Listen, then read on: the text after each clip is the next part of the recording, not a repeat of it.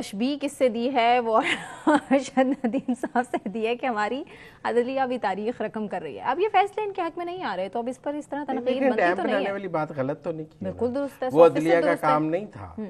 और बानी पीटीआई उस वक्त सपोर्ट कर रहे थे चीफ जस्टिस के डैम बनाने का, उसके खिलाफ बिल पास करें ना तो ठीक है ना।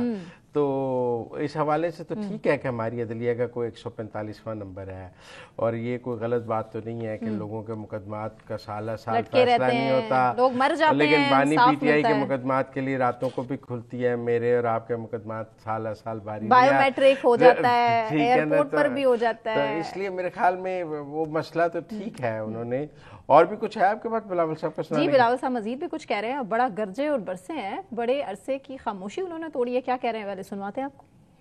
अदालत ने कहा था कि ये तो इन्होंने अपने इलेक्शंस में धांधली की, जिसकी वजह से इनको ना निशान मिलेगा और ये ना जमात रहेंगे।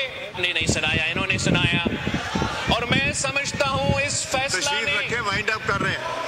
मैं वाइंड अप ही कर रहा हूँ। अब तशरीफ इस फैसला ने जनाब स्पीकर, इस फैसला ने एक मरा हुआ सियासी जमात जिनका इलेक्शन का कैंपेन का ना सरो पैर था, इनको ऐन वक्त में ऐसे फायदा दिया कि पूरा जमात जो है वो मोबिलाइज हो गया और इस इलेक्शन के आखिरी वक्त में ये फैसला लेना, उसका सियासी असरात भी थे। सियासी असरात। बिलावल साहब ने मजीद भी कहा है कि हम दिन रात टीवी चैनल्स पर एक दूसरे को बुरा भला कह रहे होते हैं, मैं चोर नहीं वो चोर है, मैं गद्दार नहीं वो गद्दार है, और ये लड़ाइयाँ सियासत के दायरे में रहकर होनी चाहिए, सिलसिला रुकना चाहिए।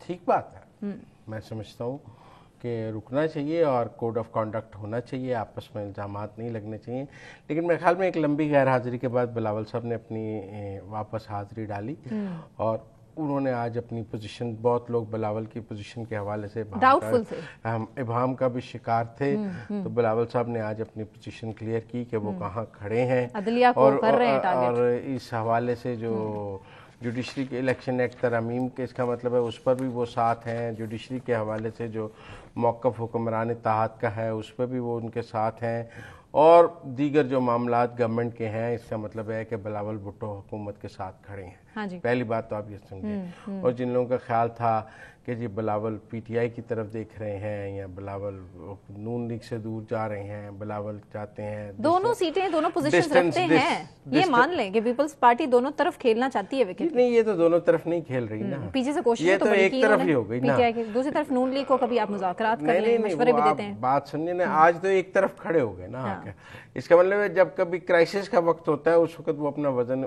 नून लीग के पलड़े में डाल देते हैं, लेकिन हर दूसरे दिन स्टेटमेंट बदल लेते हैं। लेकिन आज तो मेरा मतलब है कि उन्होंने स्टेटमेंट वादे कर दी ना कि वो कहाँ खड़े हैं। इसका मतलब है पीपल्स पार्टी कहाँ खड़ी है। और मुझे लगता है कि एक टोन सेट की है कि मैं पहले भी कह रहा था पार्लियामेंट वर्सेस जुडिशरी हो सकता है। उन्होंने कहा है कि इस वक्त इदारों के दरमियान फासला साफ नजर आ रहा है और फासला इसलिए है क्योंकि एक इदारा दूसरे इदारे में मुदाखलत करता है, ये मुदाखलत का सिलसिला रुकना चाहिए। अच्छा, इसमें वो फौज का जिक्र नहीं कर रहे, वो अदलिया और पार्लियामान का जिक्र कर रहे हैं कि जो अदलिया है वो पार्लियामान के कामों में मुदाखलत करती है, जो अदलिया को नहीं करनी चाहिए। जो कानून पार्लियामान बनाए अदलिया को उसमें मुदाखलत नहीं करनी चाहिए। तो मेरे ख्याल में वो जो इदारों के दरमियान फासले की बात है वो अदलिया और पार्लियामान के दरमियान फासलों की बात है कि ये दो इदारे जो हैं उसमें पार्लियामान की बालादस्ती है या अदलिया की बालादस्ती है, तो इस हवाले से वो बात कर रहे हैं। लेकिन बानी पीटीआई ने भी काफी सिचुएशन वादे कर दी। बानी पीटीआई तो मुसलसल अडयाला जेल से धमाके कर रहे हैं। नहीं, एक दिन माफी मांगते हैं, अगले दिन मुकर जाते हैं। मशरूत माफी, वो तो मशरूत से भी मुकर गए हैं ना। अब तो बात उन्होंने कहा है कि मेरे उस बयान को सियाको सबाक से हट कर चलाया गया। मुसद्दिक मलिक साहब भी कह रहे थे कि भाई आप खुदा का नाम ले, एक तरफ आ जाएं और बता दें कि करना क्या है। मतलब कि हुकूमत तो अब घुटने टेकने पर मजबूर सब सहाफियों ने रिपोर्ट किया कि उन्होंने मशरूत माफी का बात की। यूनानिमसली किसी एक ने तो नहीं किया कि अगर साबित हो जाए जुर्म तो फिर नहीं किया ना, सब ने किया। अब वो कहते हैं मेरे बयान को सियाको सबाक से हट कर चलाया। अच्छा, पहली बात यह तो उन्होंने अब तो कहा है कि मेरा तो मौकफ है कि 9 मई एक फॉल्स फ्लैग ऑपरेशन। हाँ, उन्होंने कहा कि एजेंसी से वीडियो गायब कर दी। वो ये नहीं कह रहे थे, उस दिन वो कह रहे थे कि एक सीसीटीवी दिखा दें तो मैं माफी मांग लूंगा। आज तो वो कह रहे हैं ये एक फॉल्स फ्लैग ऑपरेशन था। तो डॉक्टर यास्मीन राशिद जो है ना, वो कोर कमांडर के हाउस बार मौजूद थी, लेकिन वो कारकुनान को पुरअमन रहने का कह रही थी बाहर आ जाएं, आप अंदर ना जाएं, और वीडियो में है, देखा भी जा सकता है। आप लेके ही क्यों गए कारकुनान को?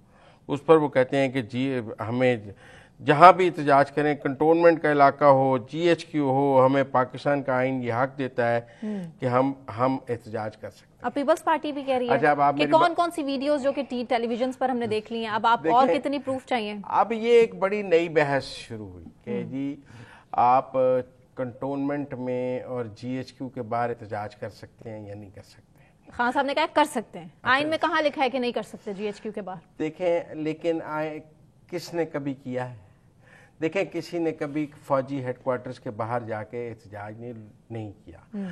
इस मुल्क में मार्शल लॉ रहे हैं, मार्शल लॉ के खिलाफ तहरीक चली है, इत्तेहाद बने हैं मार्शल लॉ के खिलाफ जमहूरियत की बहाली के लिए, तब भी छावनियों और कंटोनमेंट्स और GHQ के बाहर मुजाहरे नहीं किए गए। हालांकि फौज का बराह रास्त इक़्तिदार था और फौजी मार्शल लॉ के खिलाफ तहरीक चलती थी, लेकिन तब भी ये रखा गया कि इस तरह फौज को मुतनाज़ नहीं किया जाएगा। देखिए, अयूब के मार्शल लॉ, ज़ियाउल हक के मार्शल लॉ, मुशर्रफ के मार्शल लॉ, तीनों में कभी GHQ और कंटोनमेंट। देखें, जब